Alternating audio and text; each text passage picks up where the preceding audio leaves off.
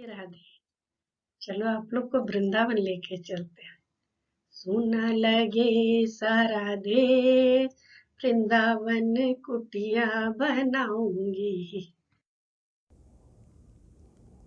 राधे राधे। आप सभी को मैं एक ठाकुर जी से जुड़ी कहानी सुनाती हूँ, सच्ची कहानी। क्योंकि ये मार्गशीर्ष का महीना चल रहा है जिसको अगहन भी कहते हैं, तो आज आप लोग को मैं वृंदावन लिए चलती हूँ। और वृंदावन में एक बुजुर्ग महिला की सच्ची कहानी बताती हूँ कि उनके साथ क्या हुआ। वृंदावन के पास में एक बिहारी जी का मंदिर है। वहाँ से कुछ दूर पे एक बुढ़िया रहती थी। वो बुढ़िया ठाकुर जी की बहुत बड़ी भक्त थी और वो रोज़ सुबह शाम ठाकुर जी की सेवा करती। तो बुढ़िया के पास बुढ़िया का जो घर था उसी में बुढ़िया की एक छोटी सी दुकान थी, जिस दुकान से वो उस बुढ़िया का गुजर बसर होता था। बुढ़िया के परिवार में कोई भी नहीं था, उसके आगे पीछे कोई भी नहीं था। वो बुढ़िया अकेली थी, लेकिन वो ठाकुर जी की भक्त थी। उसके पास ज़मीन जायदाद बहुत था, क्योंकि बिहारी जी अपने भक्त को कहाँ छोड़ते हैं, बहुत था उसके पास। बुढ़िया ने अब एक दिन बुढ़िया रात को सोई तो उसने सपने में देखा कि वो मर गई, और ये देखा कि उसके जो भी रिश्तेदार हैं वो उसके ज़मीन जायदाद के लिए लड़ रहे हैं। सुबह का 4 बज रहा था। बुढ़िया बहुत घबरा गई, बहुत बेचैन हो गई। सुबह उठी, वो भागे भागे बिहारी जी के मंदिर गई। वहाँ महंत जी बैठे थे और कुछ लोग थे। तो उस बुढ़िया ने कहा, जो बुज़ुर्ग माता जी थी, उन्होंने कहा, मैया ने कहा कि मैं अपना सारा ज़मीन जायदाद ठाकुर जी के उसमें दान करना चाहती हूँ। तो जो लोग बोले थे, ये तो बहुत अच्छी बात है कि तुम अपने जीते जी अपना सारा ज़मीन जो भी प्रॉपर्टी है वो ठाकुर जी के वहाँ दान करना चाहती हो। बुढ़िया अपने सारे रिश्तेदारों को बुलाई और उनको बताया कि मैं अपना सारा प्रॉपर्टी ठाकुर जी के वहाँ दान करना चाहती हूँ। रिश्तेदारों ने कहा, तुम्हारा प्रॉपर्टी है, तुम जानो, तुम जो उचित समझो वो करो। बुढ़िया ने कहा, मैं अपनी इच्छा से मैं अपना सारा ज़मीन ठाकुर जी को दान में देना चाहती हूँ। जो महंत जी थे उनको बोल दिया और महंत जी ने कहा ठीक है। तो बुढ़िया ने अपना सारा ज़मीन जायदाद जो भी था वो सारा ठाकुर जी के उसमें दान कर दिया।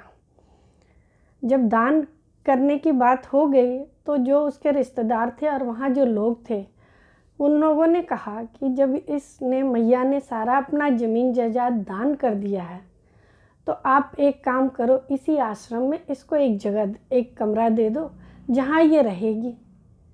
तो महंत जी ने बोला, अच्छा ठीक है, कोई बात नहीं है, जैसे सब रहते हैं वैसे ये भी रह जाएगी।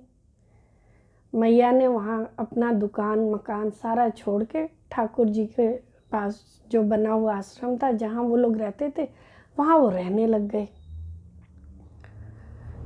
कुछ दिन बीता तो महंत जी रोज़ शाम को एक गिलास दूध वो मैया को देते थे। जब मैया को दूध देते थे तो मैया दूध पीती, उसके बाद वो दांतों से ना कुछ कुतरते रहती थी, मतलब चबाते रहती थी। महंत जी एक दिन देखे, 2 दिन देखे, फिर उनको समझ में नहीं आया। फिर उन्होंने मैया से पूछ ही लिया, मैया तुम्हें मैंने दूध दिया तो तुम ये दांतों से क्या कुतरती हो, क्या खाती हो? तो मैया हंस के बोली, क्या महंत जी, आप इतना मेवा डाल देते हो भर भर के, तो उसको तो खाने के लिए चबाना ही पड़ेगा ना।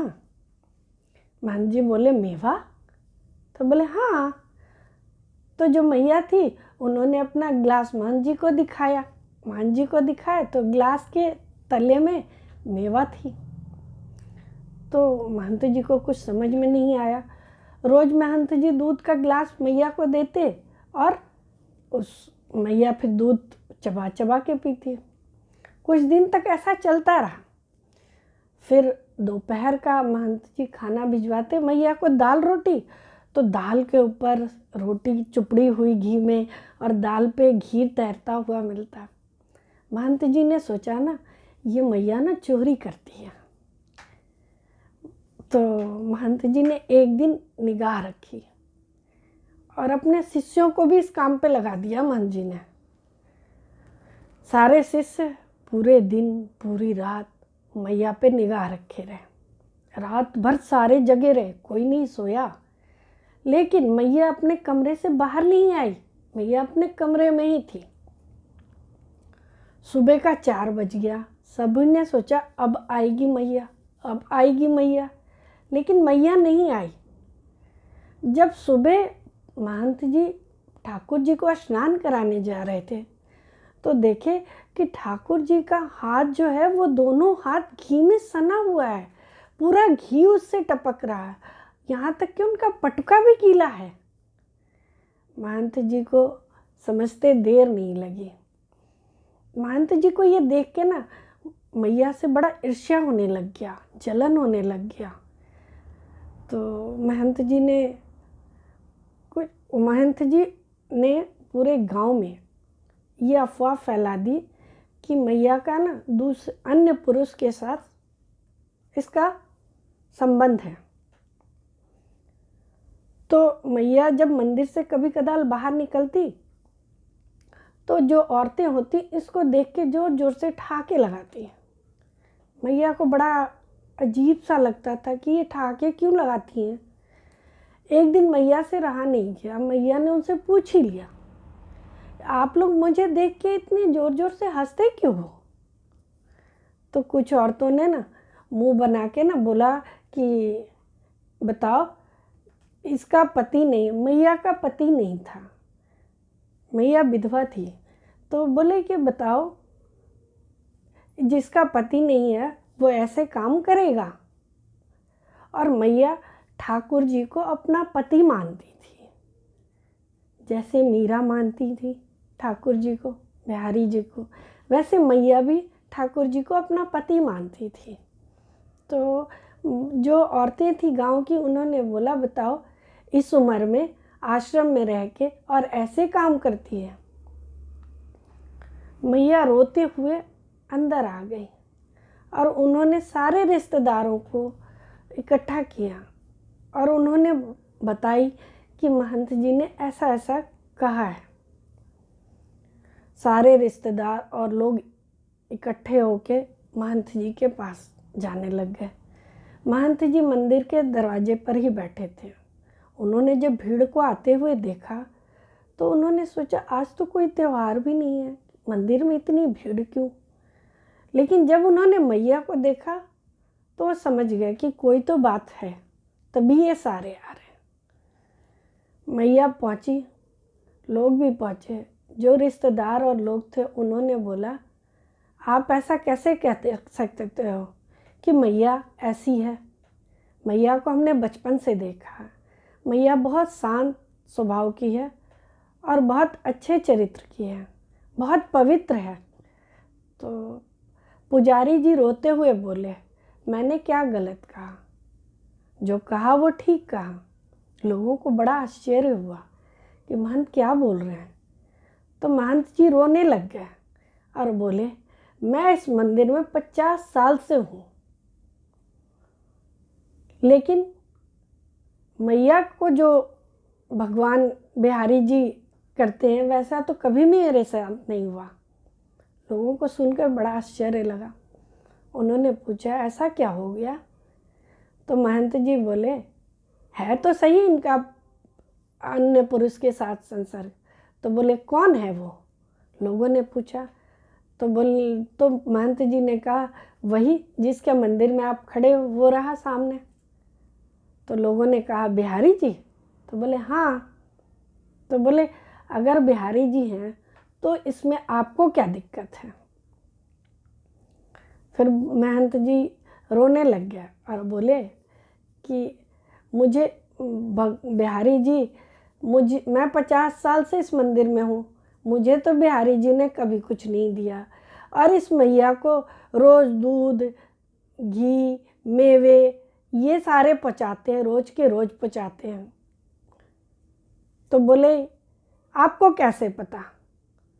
तो कहते हैं कि मंदिर में जो घी और मेवे हैं वो समाप्त हो रहे थे और मैया को घी और मेवे मिल रहे थे। तो लोगों ने बोला कि तो फिर? तो कहते हैं बिहारी जी के मैंने जब सुबह और शाम वंदना करने जाता, आरती करने जाता, तो देखता बिहारी जी के हाथ पूरे घी में सने होते थे, पूरे हाथों से घी टपकता था, पटुका गीला होता था। तो लोगों ने बोला ऐसी बात है तो आप अगर इतनी बड़ी भक्त है मैया तो आप इसको आश्रम से निकाल दो। जब बिहारी जी इसका ख्याल रख रहे हैं तो आप निकाल दो, ये कहीं भी रह लेगी। लोगों की बात सुन के बोले, सभी ने सोचा कि आखिर लोग कह क्या रहे हैं। तो बोलते हैं कि इसको निकाल दो, ये कहीं भी रहेगी, इसका गुजारा हो जाएगा और ये हमारे यहाँ भी एक एक दिन रह लेगी, इससे हमें भी खुशी होगी, हमें भी सेवा करने का मौका मिलेगा। लोगों को बोल तो दिया लोगों ने। अब मैया जब ये बात सुनी तो मैया बहुत भावुक हो गई और अपने कमरे में चली गई और खूब रोई, रोने लग गई। जब रोते रोते सुबह का शाम हो गया और उसने मैया ने सोचा क्या ये बिहारी जी मेरे लिए करते थे? मुझे बिना बताए, मुझे तो पता ही नहीं था कि बिहारी जी मेरे लिए इतना कुछ करते हैं। मेरे लिए उन पे इल्ज़ाम लगा, उनको लोगों ने बोला। मैया को इस बात का बहुत दुख हुआ। मैया सुबह से रात हो गई, मैया सोई भी नहीं, रोती रही। फिर ऐसे दिन बीता तो महंत जी दूध लेके आते, मैया दूध नहीं पीती। महंत जी खाना लेके आते, मैया खाना नहीं लेती, खाना नहीं खाती।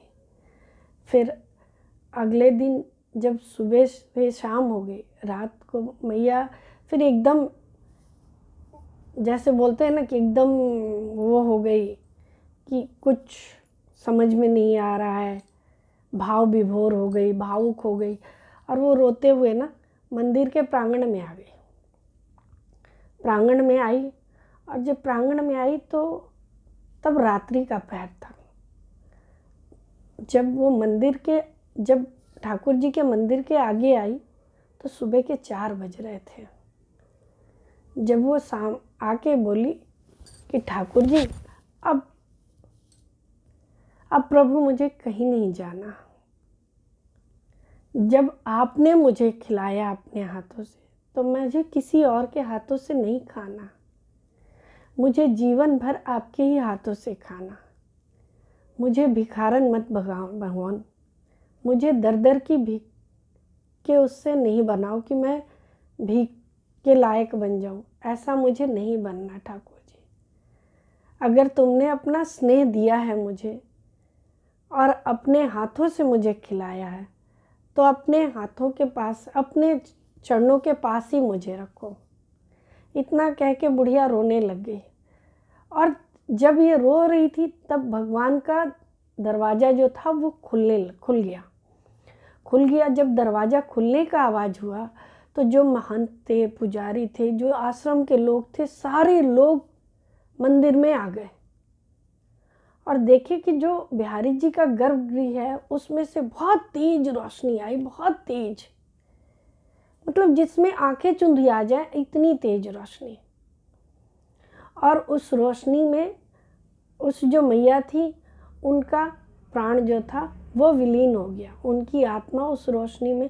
सबने देखा कि बिहारी जी में वो मैया की आत्मा लीन हो गई। ये वृंदावन के पास के बिहारी जी की ये सच्ची घटना है। अगर आप लोगों को ये कहानी अच्छी लगे तो इसको लाइक करना और मेरे चैनल को सब्सक्राइब करना और प्लीज़ इसको शेयर भी करना ताकि मेरा भी उत्साह बढ़े और मैं भी कुछ अच्छी अच्छी चीज़ें लेके आऊँ। जो भी अगर भूल चूक हुई हो उसको क्षमा भी करना। राधे राधे।